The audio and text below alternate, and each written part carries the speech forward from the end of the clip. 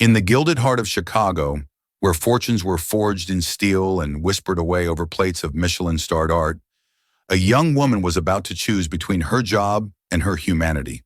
She saw a solitary old woman, dressed in the quiet dignity of someone the world had long since stopped noticing, wrestling with a silent, invisible cage.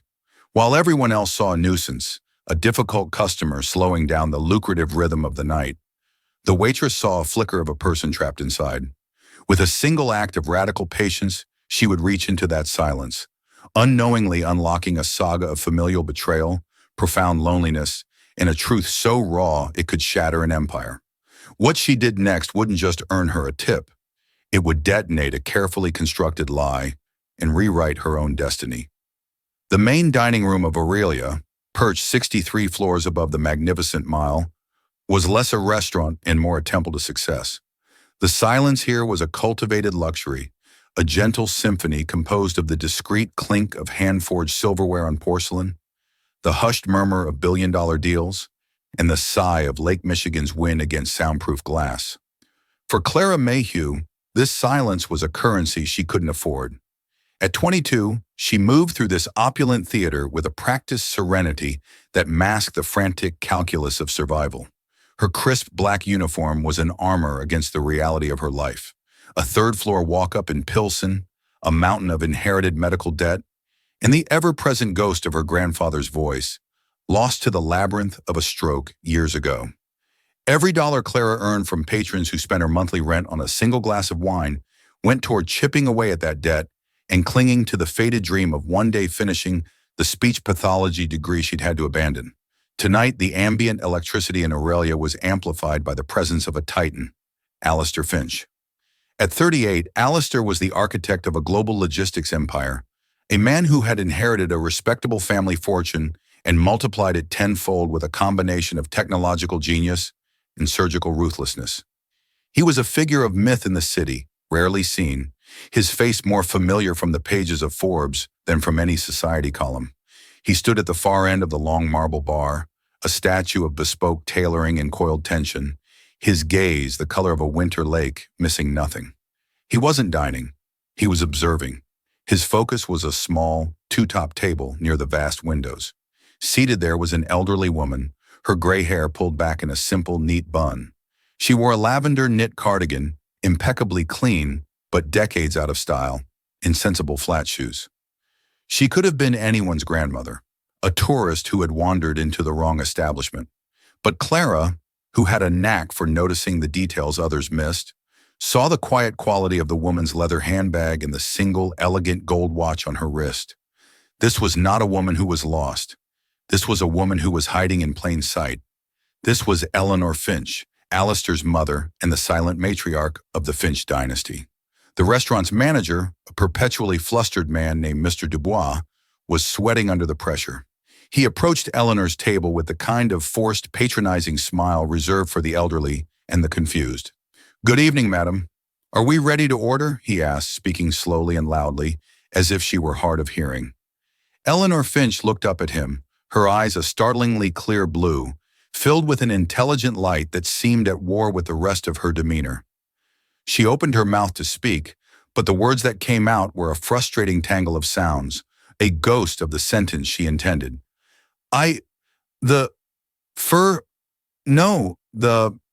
What? She gestured toward the menu, her hand trembling slightly with the effort, a flush of deep, painful embarrassment coloring her cheeks. This was the cruel prison of aphasia, the aftermath of a severe stroke that had left her mind perfectly intact but had stolen her ability to command language. She knew precisely what she wanted to say. The bridge between her brain and her tongue was simply broken. Mr. Dubois' smile tightened. "The fish, madam? The sea bass is excellent." He pointed to the most expensive item on the menu, his patience already wearing thin. Eleanor shook her head with a small, sharp motion, her frustration mounting. "No, She gave up, her shoulders slumping in defeat. She pointed to a glass of water on a neighboring table, a look of profound resignation settling over her features. From his vantage point, Alistair's jaw hardened into a line of granite. He saw it all: the manager's condescension, the averted glances from nearby tables, and the agonizing, familiar surrender in his mother's eyes. This was his test, a brutal, secret audit of the world's compassion. For months, he'd been bringing her to the city's finest establishments, unannounced and dressed down, just to see how she would be treated without the shield of her name. The results were invariably the same. She was treated like a problem to be managed, an inconvenience, a senile old woman.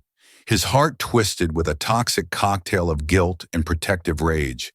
He had built an empire that could move anything anywhere in the world, yet he couldn't bridge the few inches of silence between himself and his mother. Clara watched the exchange from her station, a painful knot tightening in her stomach. She wasn't seeing a wealthy matriarch or a difficult customer. She was seeing her grandfather, a proud, brilliant history professor, reduced to a state of desperate, maddening silence after his own stroke. She remembered the hours she had spent with him, not trying to make him speak, but simply learning to listen differently, to the intent in his eyes, the story in his gestures, the subtle shift in his breathing. She had learned the language of the lost connection. Mr. Dubois gave Eleanor a curt nod, scribbled "water" on his pad, and stalked away, muttering to a passing busboy about time wasters. The rule at Aurelia was absolute: never engage unless engaged, maximize turnover, and never, ever make a scene. But Clara felt an imperative that superseded any house rule. It was a pull of shared humanity, a refusal to let that proud, intelligent woman drown in her own silence. Taking a steadying breath that did little to calm the frantic beating of her heart, Clara straightened her apron. She picked up a small notepad and a pen and walked toward the most important table in the restaurant. The air around it felt brittle with tension. Mr. Dubois saw her approaching, and his eyes widened in apoplectic fury. Alistair, from the bar, tensed, his entire body language shifting from passive observation to sharp, predatory focus. He expected her to try and upsell, to rush his mother, to be just another cog in the machine of dismissive service. Clara ignored them all. Her focus was entirely on Eleanor. She approached the table not with a waitress's haste, but with a quiet, unhurried calm. She didn't speak. Instead, she knelt slightly, bringing herself to eye level with the seated woman, a gesture of respect that instantly eased the tense power dynamic. She offered a small, gentle smile. "Hello," she said, her voice soft. "My name is Clara. It looks like you're having a frustrating evening. Sometimes the words just don't want to come out and play fair, do they?" Eleanor looked up, startled. The girl wasn't speaking loudly. She wasn't simplifying her language. She was acknowledging the struggle itself, naming the demon without pity or condescension. Clara placed the notepad on the table. "We don't need the words," she continued calmly. "Let's try something else. Just use your eyes. Is what you want to eat something warm?" Eleanor's eyes, which had been clouded with shame, cleared. She held Clara's gaze and gave a slight, almost imperceptible nod. "Yes." "Good, that's a start," Clara said, her smile widening. "Is it meat?" A slight shake of the head. "No." "Fish?" Another shake. "No." "Something like chicken or pasta." As she said the word chicken, Eleanor's eyes lit up with a spark of recognition. She nodded more emphatically this time. "Wonderful," Clara said, making a small note. "Now this part is harder. Think about how it tastes. Is there a sauce? Something creamy?" "No." "Something bright? Like with lemon?" A flicker of confirmation in her eyes. A small nod. "Yes." "And vegetables? Like potatoes?" "No."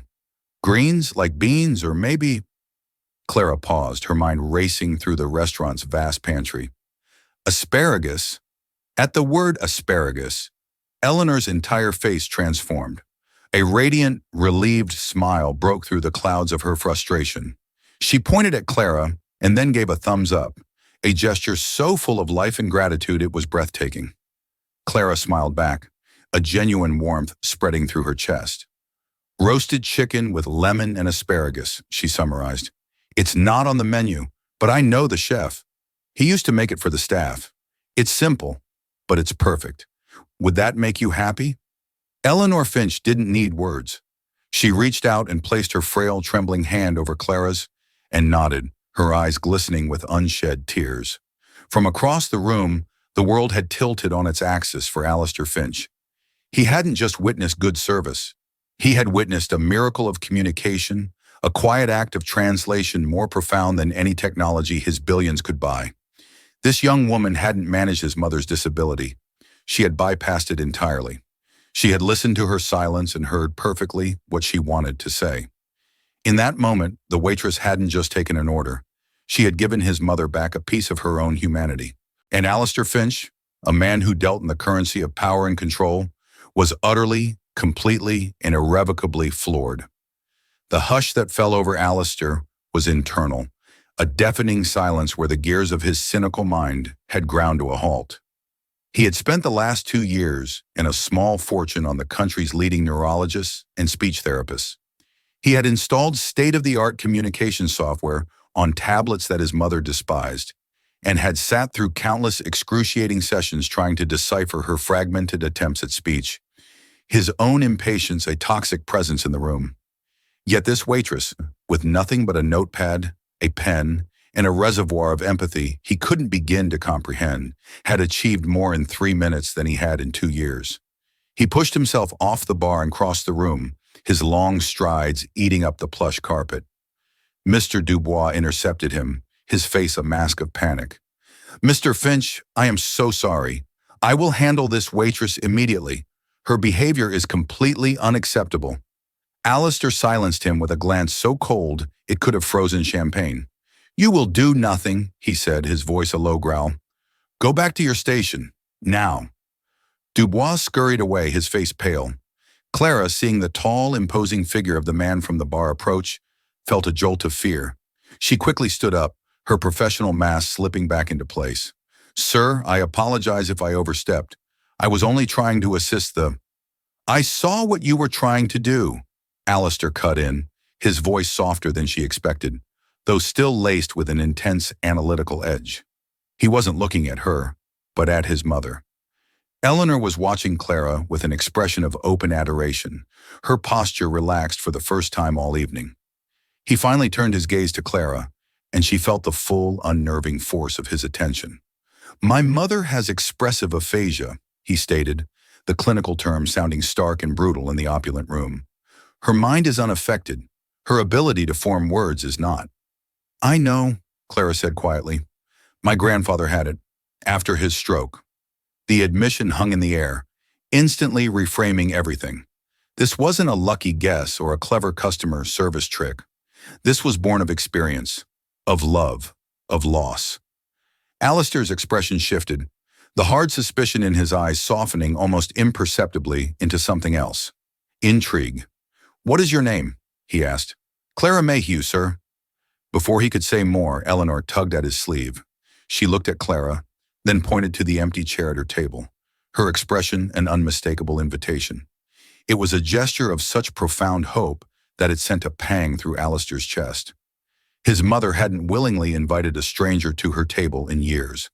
"Please," Alistair said, gesturing to the chair. It was not a request. "Sit." "Sir, I can't possibly," Clara stammered, acutely aware of the dozens of eyes now watching them. "I'm on duty. Mr. Dubois would—" "Mr. Dubois works for a company I happen to own a significant stake in," Alistair said flatly, a fact that was news to everyone, including a now hyperventilating Dubois. "As of this moment, you are no longer on duty. You are my guest." He signaled to a passing sommelier.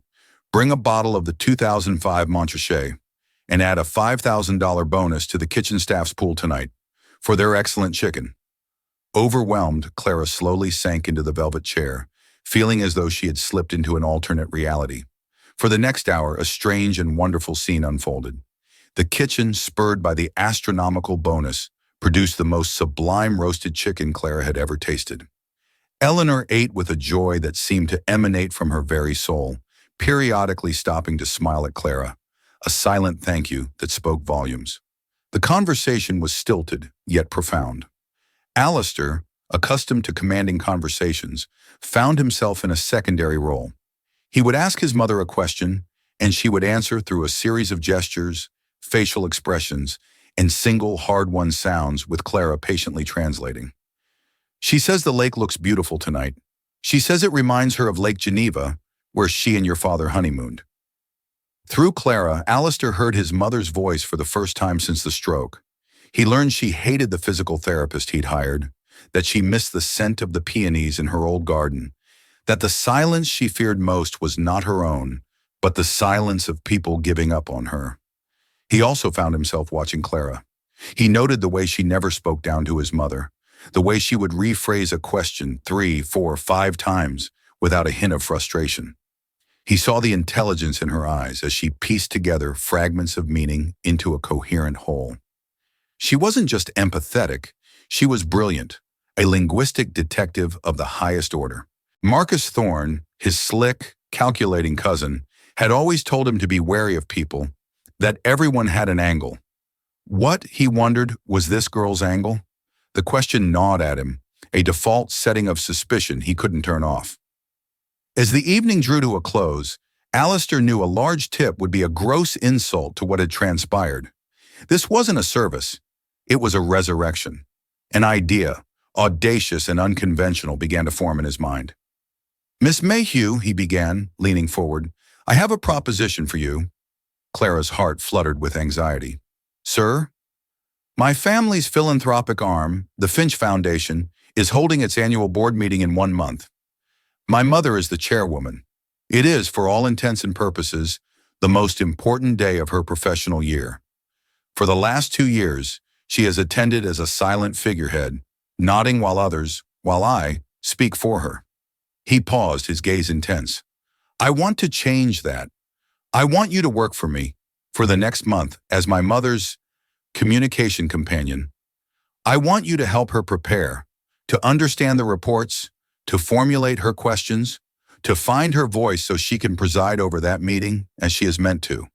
He named a figure then, a number so astronomical it seemed to suck the air from Clara's lungs. It was more than the entirety of her grandfather's remaining medical debt. It was a new life, a clean slate, the possibility of returning to school. It was an escape hatch from a life of quiet desperation. Before she could process it, Eleanor reached across the table and grasped her hand. Her grip surprisingly strong. Her clear blue eyes were pleading. She couldn't say the words, but her intent was unmistakable. "Please, don't leave me." Looking from the son's calculated, intense stare to the mother's raw, hopeful plea, Clara knew her life had just irrevocably fractured. The path she had been on had vanished, replaced by this terrifying, brilliant, and completely unknown road. "Yes," she said, her voice a near whisper. "I accept." The following morning, Clara's world shifted from the muted grays of her financial struggles to the intimidating high-definition gloss of the Finch estate in Lake Forest. A sleek, silent town car, a stark contrast to the rattling L train she usually took, transported her through iron gates and up a winding, tree-lined drive to a mansion that seemed carved from limestone and old money. The air itself felt different, cleaner, quieter, heavier. She was met at the soaring oak doors by a woman who introduced herself as Victoria Thorne, Alistair's cousin and the executive director of the Finch Foundation. Victoria was the epitome of polished perfection, from her severe blonde bob to her impeccably tailored suit and the condescending smile that never quite reached her cold, assessing eyes. "Clara, so you're the one," Victoria said, her voice dripping with a honeyed disdain as her gaze swept over Clara's simple off-the-rack dress. "Alistair is so impulsive, a real diamond in the rough," he said. "We're all just thrilled to see what you can do for dear Aunt Eleanor." The implication was clear. Clara was a curiosity, a project, a temporary amusement. The house was a museum of quiet elegance, vast sunlit rooms filled with antique furniture, priceless art, and a chilling, sterile silence. It felt less like a home and more like a beautiful, gilded cage. She found Eleanor in a sprawling glass conservatory, surrounded by hundreds of orchids. The moment Eleanor saw her, her face erupted in a smile of such genuine, unadulterated relief that it instantly dispelled the room's coldness. Eleanor, using a gesture for Clara's name that she had clearly invented, a simple C that brushed across her heart, signed, "You came," I was afraid I had dreamed you." "I am real," Clara assured her, speaking and gesturing, falling into the rhythm of their unique communication. "And I am here to work." Their days settled into a routine. In the mornings, they would sit in the grand library while Clara painstakingly went through the Foundation's dense quarterly reports, breaking down complex financial data into a series of simple yes-no questions and visual aids for Eleanor. In the afternoons, they would walk in the sprawling gardens, where Eleanor, using gestures and pointing, would teach Clara the names of flowers, sharing memories of planting them with her late husband. For the first time since her stroke, Eleanor was not a patient to be managed, but a mind to be engaged. Clara discovered a sharp, inquisitive intellect, a dry wit, and a formidable will that had been lying dormant. Eleanor, in turn, began to flourish. The frustrated, defeated woman from the restaurant was replaced by a confident matriarch, her eyes sparkling with renewed purpose. Alistair was a frequent, yet distant observer. He would appear unannounced, standing in the doorway of the library or watching them from a window as they walked in the garden. He said little, his face an unreadable mask of stoicism, but Clara could feel his intense scrutiny. His initial suspicion had not vanished. It had simply morphed into a state of watchful waiting. He was a man who trusted data, not emotion, and Clara was an anomaly he could not yet quantify. Victoria, however, was a constant, unnerving presence.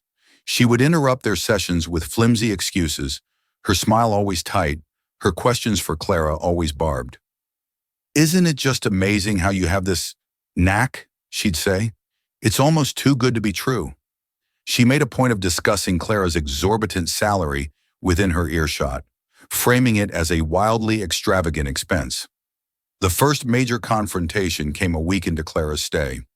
They were reviewing a large grant proposal for a new inner-city arts program. Eleanor, after careful review with Clara, became agitated. She tapped a line item in the budget, an enormous consulting fee paid to a company Clara didn't recognize. Eleanor shook her head vehemently, trying to form a word. "We're wrong." Victoria, who had entered the library, laughed it off. "Oh, Aunt Eleanor, don't you worry your head about that. It's just standard administrative overhead. A bit of boring paperwork." But Clara, guided by Eleanor's insistent gaze, pressed on. "Mrs. Finch seems to feel the amount is incorrect. Perhaps we could see the invoice for this consulting fee." Victoria's smile froze on her face. "That's highly irregular. I handle the financials. This is precisely why we can't have you overexciting her, Clara. She gets confused." "She is not confused," a deep voice said from the doorway. Alistair had been standing there listening. "She is asking a question. Get the invoice, Victoria." The venom in Victoria's eyes as she looked at Clara was palpable. She had underestimated the waitress, and she had underestimated her aunt. Clara wasn't just a companion. She was an interpreter, a conduit. She was giving Eleanor her power back, and for Victoria, that was an existential threat. That night, Victoria went to Alistair's study. "I'm worried, Alistair," she began, her voice a symphony of feigned concern. "This girl, Clara, she has so much influence over Eleanor. We know nothing about her. What if she's manipulating her? Planting ideas? For all we know, she could be after the Finch fortune. A desperate girl with a sad story is the oldest play in the book." "She helped Mother," Alistair stated, his eyes on his computer screen. "Or she made you think she did," Victoria countered, placing a manicured hand on his desk. "A woman with her skills of persuasion.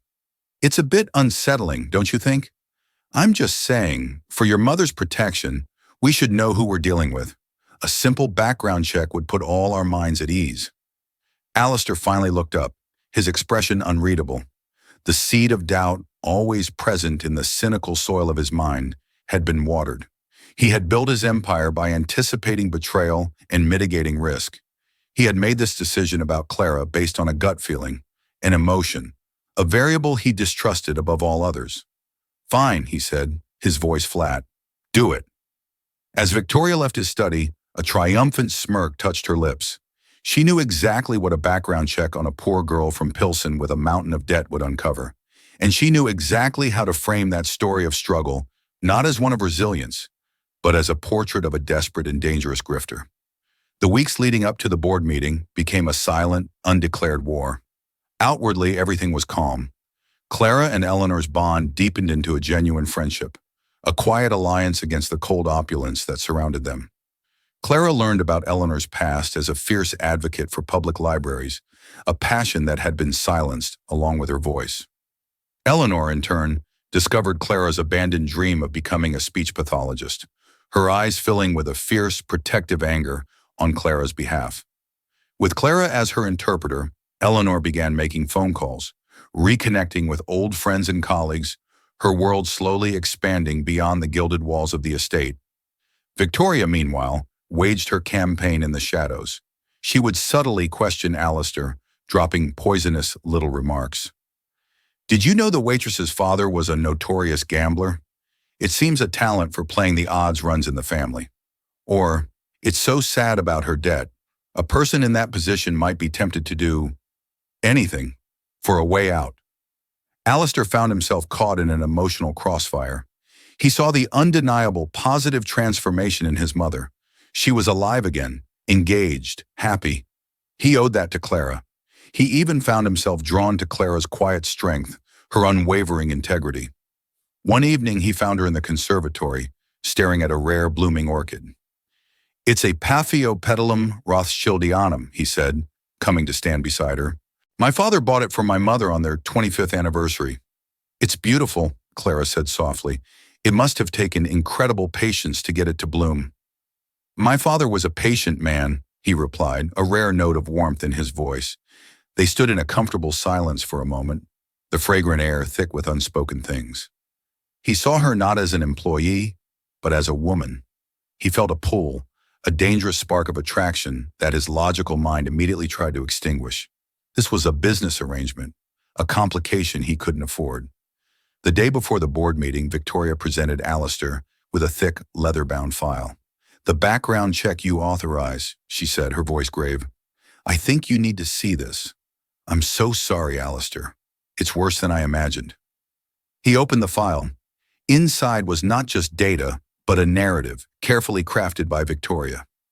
It detailed the crushing debt left by Clara's father, the foreclosure on their family home, the high-interest loans taken out in her name, but it was framed with insidious annotations, pattern of financial desperation. History of family instability. It included a heavily edited transcript of an interview with a disgruntled former co-worker from a diner Clara had worked at years ago, claiming she was always looking for an easy way out. It was a masterpiece of character assassination, painting a portrait of a cunning predator who had identified the Finches as her ultimate prize. Every cynical instinct Alistair possessed roared to life. This was the pattern he understood. This was the world as he knew it. People with nothing trying to take from people with everything. The genuine connection he'd witnessed, the spark he'd felt. It must have all been part of the act. A masterful, long con. The hurt was sharp and surprising, a feeling of personal betrayal that went far beyond business. He felt like a fool. The day of the board meeting arrived, gray and overcast, mirroring Alistair's mood. The Foundation's boardroom was an imposing space of dark mahogany and leather, dominated by a massive table. The board members, titans of industry and society, filed in. Clara arrived with Eleanor, who was dressed in a powerful navy blue suit, her expression calm and resolute. Clara, in a simple gray dress, felt a sense of quiet pride. They had prepared for this for a month. Eleanor was ready, but as she saw Alistair standing by the window, his back to the room, she felt a chill. When he finally turned, his face was a mask of cold fury. The warmth from the conservatory was gone, replaced by the glacial ice of a winter lake. He walked directly to her, ignoring his mother completely. "A word," he said, his voice low and menacing. "In the anteroom, now." Confused, Clara followed him into the small adjoining office. He closed the door behind them, the soft click of the latch sounding like a cell door locking. He threw the leather-bound file onto a small table. $100,000, he began, his voice seething with controlled rage. "That's quite a prize for a girl from Pilsen. But I suppose it was never about the salary, was it? This was just the down payment." Clara stared at him, her blood turning to ice. I don't know what you're talking about. Oh, spare me the innocent act, he sneered. The performance is over. I've read all about you, Clara Mayhew. The mountain of debt. The gambling father. You saw us coming a mile away, didn't you? A lonely old woman and her guilty billionaire son. The perfect marks. He stepped closer, his presence overwhelming in the small space. Every gentle smile, every patient moment, it was all an act. You preyed on my mother's vulnerability, and you preyed on my hope. You weaponized her silence against us. Tell me, what was the next step?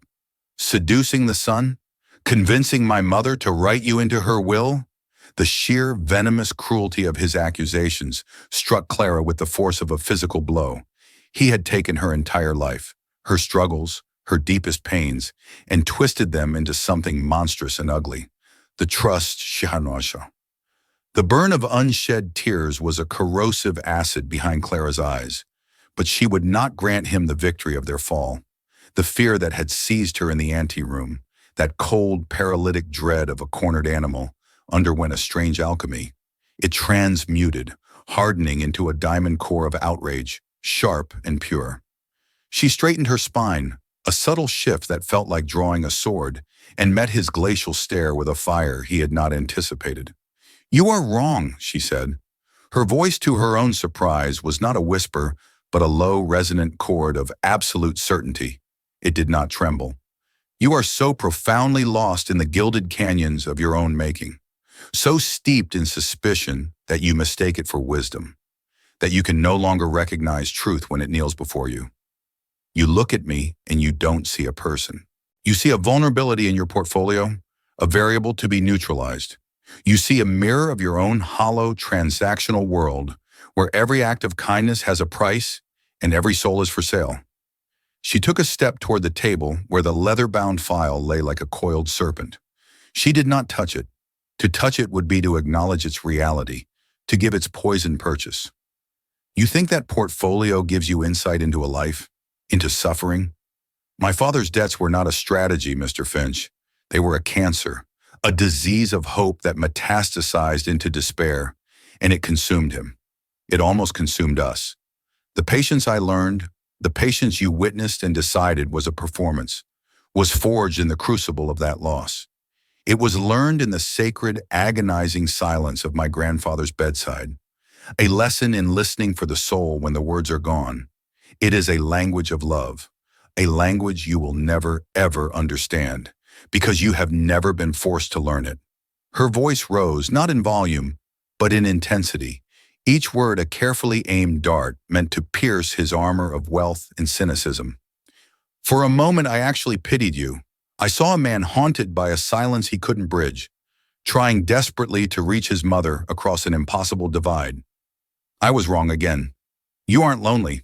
You're just empty. A coward hiding behind spreadsheets and background checks, so pathologically terrified of being made a fool that you would rather incinerate something genuine than risk the audacity of believing in it. She turned from him then, a final, complete dismissal. Her hand closed around the cold brass of the doorknob. As for your money, the check you were so certain I was chasing, you can keep it. Keep all of it. Consider it payment for the final, invaluable lesson you've taught me. My work here is concluded. I gave your mother her voice back. What you and your board of directors, what your world chooses to do with it, is no longer my concern. I will not be your project, your villain, or your redemption. I will not take one single dollar for the privilege.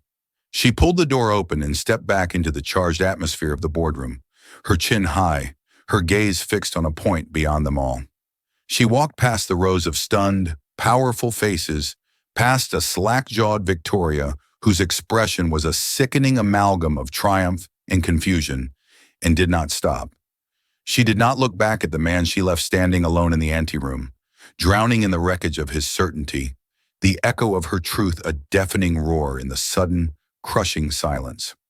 The walk from the Finch Foundation's tower to the L station was a fugue state. The biting November wind off the lake was a physical slap, a welcome shock that grounded her in the brutal reality of the moment. The city's cacophony, the scream of sirens, the rumble of the train overhead, the chorus of 1,000 hurried conversations, was a mercy, filling the space where Alistair's accusations still echoed. She boarded the train, a ghost in a simple gray dress, and sank into a worn plastic seat, invisible among the weary commuters. The opulence of the last month, the scent of orchids and lemon polish, the hushed reverence of the mansion, now felt like a fever dream. Here, surrounded by the cracked linoleum and the weary authentic faces of her city, was the life he had dissected and deemed a threat. Here was the truth. The tears finally came, hot and silent, tracking clean paths through the grime on the window she leaned against. They were not tears of weakness, but of a profound and hollow grief. Not for the lost money, but for the lost hope. She had allowed herself to believe, just for a moment, in a bridge, and he had dynamited it from his side of the chasm. For Alistair, the silence Clara left behind was a living entity. It pressed in on him, thick and suffocating. He re-entered the boardroom to a scene of chaos. His mother, her face a mask of stone, was standing. She held the meeting's agenda in her hands, and with a slow, deliberate act of breathtaking finality, she tore the thick document precisely in half. The sound ripped through the room. She dropped the pieces onto the mahogany table, turned, and without a single glance at her son, walked regally from the room. Her exit was not a retreat, it was a judgment rendered. It was the loudest, most eloquent statement she had made in 2 years. Without her, I am silent, and my silence is your answer. The days that followed were an exercise in exquisite torment. The mansion, once a symbol of his power, became his prison. A profound, weaponized quiet settled over the estate. Eleanor remained in her wing of the house. She did not lock her door, which was somehow worse. It was an open invitation he could not bring himself to accept, a silent testament to his disgrace. He would see her sometimes, a solitary figure in the vast, manicured gardens, her lavender cardigan a small splash of color against the graying landscape. If she saw him watching from a window, she would simply turn her back and continue her slow, determined walk. Clara's words became his jailers, replaying in an endless, torturous loop. A coward hiding behind his money. He paced the length of his study, the plush Aubusson carpet feeling like miles of broken glass.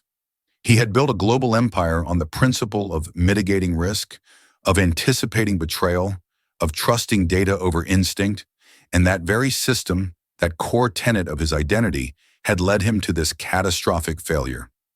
He had looked at Clara's life, a tapestry of resilience woven from threads of pain and sacrifice, and his system had analyzed it as a threat profile. He had not seen a survivor. He had seen a predator. He had not seen love. He had seen leverage. Victoria tried to capitalize on the chaos, her voice a constant, sympathetic poison in his ear. "I'm so sorry, Alistair. I told you she was unstable. It's for the best. We'll find a proper, vetted companion for Eleanor." But for the first time, her words sounded false, her sympathy tinny and rehearsed. A tiny, dissonant detail began to gnaw at him, a loose thread in the narrative she had so expertly woven. It was the memory from the library, before the board meeting, before Clara. His mother's agitation, the way she had stabbed her finger at that single line item, the consulting fee. It had been a moment of pure, unadulterated communication. It was the only clue she had been able to give him, and in his arrogance, he had ignored it. On the 4th day of his exile, he did not call his usual team of private investigators. He did not want another curated narrative. He summoned a man named Kenzie from his corporation's headquarters. Kenzie was not an investigator. He was a forensic accountant, a pale, bloodless creature who moved through balance sheets the way a shark moves through water, sensing the slightest drop of blood, the smallest irregularity. Alistair gave him a single directive. Find the source and destination of every dollar paid to Thorne Consulting Group from the Finch Foundation over the last 5 years. He didn't tell Kenzie it was his cousin's company. He wanted the cold, unvarnished data. He wanted the truth, no matter how much it cost him. While Alistair waited for the axe to fall, Clara was trying to piece her life back together. She couldn't return to Aurelia. The thought of moving through that opulent silence, of serving men who resembled Alistair, was unbearable. She quit, taking a temporary job stocking shelves at a local bookstore, the scent of paper and ink a comforting balm. The weight of her debt settled back onto her shoulders, heavier than before, because now she knew the lightness of its absence. But the deepest wound was the violation. He had taken her most sacred pains and held them up as proof of her corruption. He had used her love for her grandfather as evidence against her. That was the part that festered, the part that woke her up in the cold pre-dawn hours. To heal, she knew she had to reclaim that part of herself. She started volunteering at a small community center in Pilsen, a place that ran a support group for stroke survivors and their families. It was there, sitting on a folding chair in a brightly lit church basement, patiently helping a proud, frustrated carpenter learn to communicate with a picture board, that she began to feel the first stirrings of her own spirit returning. This was real. This was the work she was meant to do. Kenzie's report arrived a week later, not in a leather-bound file, but as a sterile, encrypted data stick. Alistair opened it in the dead of night, the only light in his study the cold blue glow of the monitor. The truth was not a single shocking revelation, but a slow, methodical tide of filth that rose and rose until it submerged him. For 5 years, since the day Eleanor's signature had become a rubber stamp, Victoria had been systematically siphoning millions. The Shell Corporation was a masterpiece of deceit, funneling money through a labyrinth of offshore accounts. But it was the victims that broke him. She hadn't stolen from the Foundation's large corporate grantees who had their own auditors. She had stolen from the small ones, an inner-city music program that had its funding halved, a literacy project for immigrants that had folded, a free clinic whose expansion was mysteriously canceled. She had stolen from the voiceless, the vulnerable, the very people the Foundation was created to serve. The final piece clicked into place with the force of a physical blow. Victoria's campaign against Clara hadn't been about protecting the family. It had been about protecting her empire of fraud. Clara, with her unique ability to give Eleanor her voice back, wasn't a threat to Alistair's wallet. She was an existential threat to Victoria's entire criminal enterprise. The background check, the whispered poisons, the expertly crafted narrative of the desperate grifter, it had all been a preemptive strike. And he, Alistair Finch, the master strategist, the man who saw every angle, had not been the target. He had been the weapon. She had loaded the gun with his own cynicism and pointed him exactly where she wanted him to fire. A wave of nausea and self-loathing washed over him so intensely he had to grip the edge of his desk. He saw Clara's face in the boardroom, the fury and the profound, unforgivable hurt in her eyes. He had not just been mistaken, he had been a monster, an accomplice. An apology was less than nothing. Words were the cheap currency he dealt in every day. Restitution, he knew with a soul-deep certainty, had to be a language she would understand. It had to be an act of building. It had to be a bridge. 2 weeks later, he stood in the doorway of the Pilsen Community Center. He was not alone. Beside him, her hand resting lightly on his arm, was Eleanor. The sight of them, the severe, imposing billionaire, and the quiet, elegant matriarch, caused a ripple of silence to spread through the cheerful chaos of the room. He saw Clara immediately. She was sitting at a table with an elderly man, her head bent close to his, her expression one of utter, gentle concentration. She looked up, and for a heart-stopping moment, her eyes met his. There was no anger in them, only a weary, guarded surprise. He and his mother did not approach her directly. They spoke first to the center's director, Maria. As Alistair laid out his proposal, Maria's expression shifted from disbelief to astonishment, and finally to tears. Only then did they walk towards Clara's table.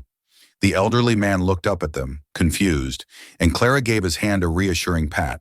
She stood not in deference, but as an equal, her posture radiating a quiet dignity that made the cavernous boardroom feel 1,000 miles away. Clara, Alistair began, and the name was a raw, unfamiliar sound in his mouth. I know that I have no right to be here. I have no right to ask you for anything. What I did, it was not a mistake. A mistake is an error in judgment. What I did was a failure of character. It was cruel, and it was unforgivable. He looked at her, his own gaze stripped of all its usual armor, leaving only a vast and desolate landscape of remorse. Victoria has been removed. There will be legal consequences. The stolen money is being restored to the programs it was meant for. But that is just housekeeping. It doesn't change the fact that I took your life, your history of pain, and I twisted it into a weapon to hurt you. I saw your strength, and I chose to call it a deception. There is no excuse for that. There will never be an excuse. Eleanor stepped forward slightly. She held a large portfolio, not of leather, but simple pressed cardboard. She offered it to Clara. Hesitantly, Clara took it. She opened it. Inside were not financial reports, but architectural renderings. Blueprints for a new state-of-the-art wing on the community center. Plans for a fully endowed institution at the city's largest university. The Eleanor Finch Center for Communication Science and Disorders, dedicated to providing therapy to all, regardless of income, and to funding research into aphasia. And on the final page, a single sheet of paper detailing the charter for its primary scholarship, a full-ride grant designed to support students who had faced personal hardship. It was named the Clara Mayhew Grant. Clara looked up from the pages, her eyes shimmering with a profound, complex emotion that was beyond tears. He hadn't just thrown money at the problem. He had listened.